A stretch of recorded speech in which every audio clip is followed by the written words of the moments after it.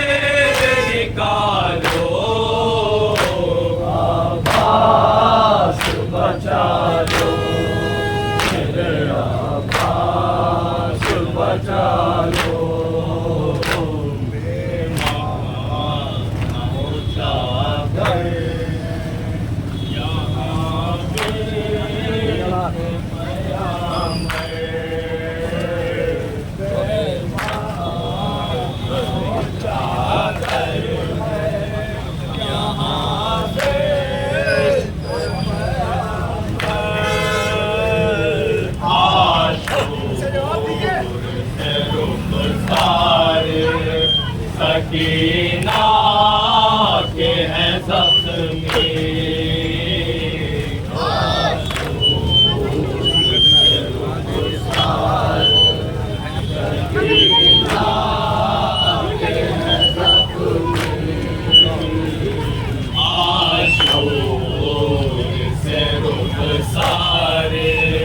سکینہ کے ہیں زخمی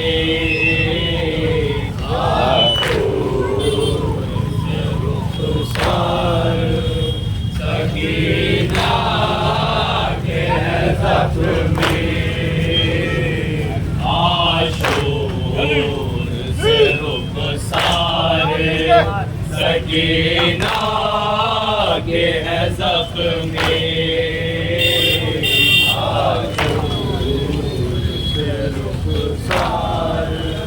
سکینہ کے ہیں زخمی عاشور سے رخسار سکینہ کے ہیں زخمی عاشور سے رخسار سکینہ کے ہیں زخمی عاشور سے رخسار سکینہ کے ہیں زخمی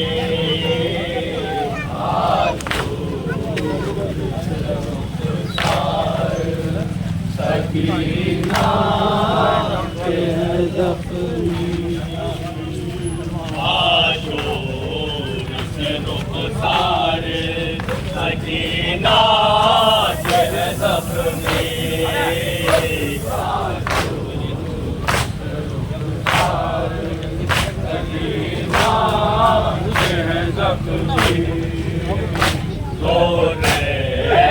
لیے باتوں میں یہ اب کہتے ہیں شامی باتوں میں یہ اب کہتے ہیں شامی اب چاہے جسے اپنی حفاظت کو بلا لو بچا لو میرے عباس بچا لو مقتل وسیع جا کے سکینہ کا یہ کہنا مقتل وسیع جا کے سکینہ کا یہ کہنا سینے سلا لو مجھے بابا میرے بابا سینے سلا لو مجھے بابا میرے بابا تم آ کے اسے اپنے کلیجے سے لگا لو بچا لو میرے عباس بچا لو ہائے شہ کربلا ہائے شہ کربلا ہائے شہ کربلا ہائے شہ کربلا ہائے شہ کربلا ہائے شہ کربلا ہائے شہ کربلا ہائے شہ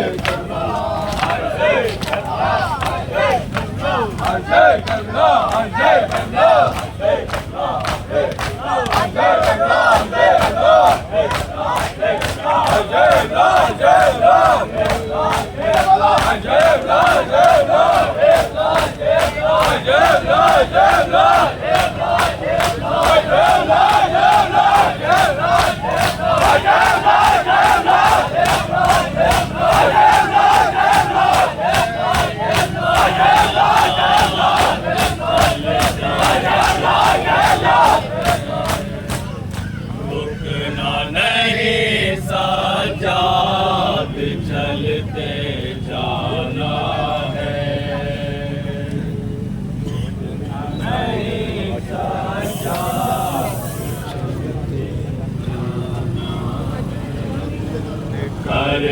नहीं फरियाद चलते जाना है।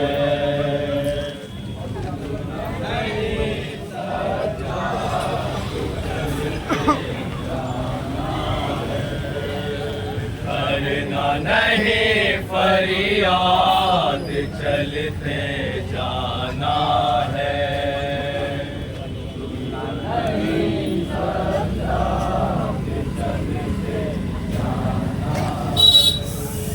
दूर है मंजिल लंबा सफर है, दूर है मंजिल लंबा सफर है, दूर है मंजिल लंबा सफर है, दूर है मंजिल लंबा सफर है। जिस्म भी सारा खून में तर है, जिस्म भी सारा खून में तर है, जिस्म भी सारा खून में तर है, जिस्म भी सारा खून में तर है।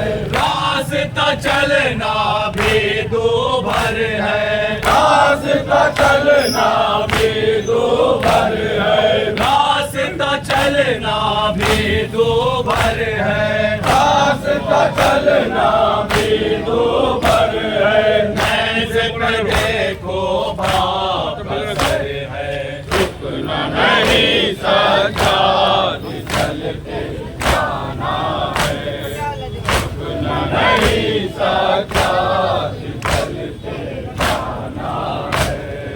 गर्म हवाओं ने ये सदा दी, गर्म हवाओं ने ये सदा दी, गर्म हवाओं ने ये सदा दी, गर्म हवाओं ने ये सदा दी। राह के ज़रों ने ये सदा दी, राह के ज़रों ने ये सदा दी, राह के ज़रों ने ये सदा दी, राह के ज़रों ने ये सदा दी। खून के धारों ने ये सदा दी, खून के धारों ने ये सदा दी, खून के धारों ने ये सदा दी, खून के धारों ने ये सदा दी। पाँव के छालों ने ये सदा दी, झुकना नहीं सज्जाद चलते जाना है, झुकना नहीं सज्जाद चलते जाना है। तीर चले हैं ये भी न सोचो, तीर चले हैं ये भी न सोचो, तीर चले हैं ये भी न सोचो, तीर चले हैं ये भी न सोचो, तीर चले हैं ये भी न सोचो, तीर चले हैं ये भी न सोचो, तीर चले हैं ये भी न सोचो, तीर चले हैं ये भी न सोचो। नैज़े लगे हैं ये भी न सोचो, नैज़े लगे हैं ये भी न सोचो, नैज़े लगे हैं ये भी न सोचो, नैज़े लगे हैं ये भी न सोचो। लाश पड़े हैं ये भी न सोचो, लाश पड़े हैं ये भी न सोचो, लाश पड़े हैं ये भी न सोचो, लाश पड़े हैं ये भी न सोचो। खैमे जले हैं ये भी न सोचो, नहीं सज्जाद चलते जाना है, झुकना नहीं सज्जाद चलते जाना है। करना नहीं फरियाद चलते जाना है, नहीं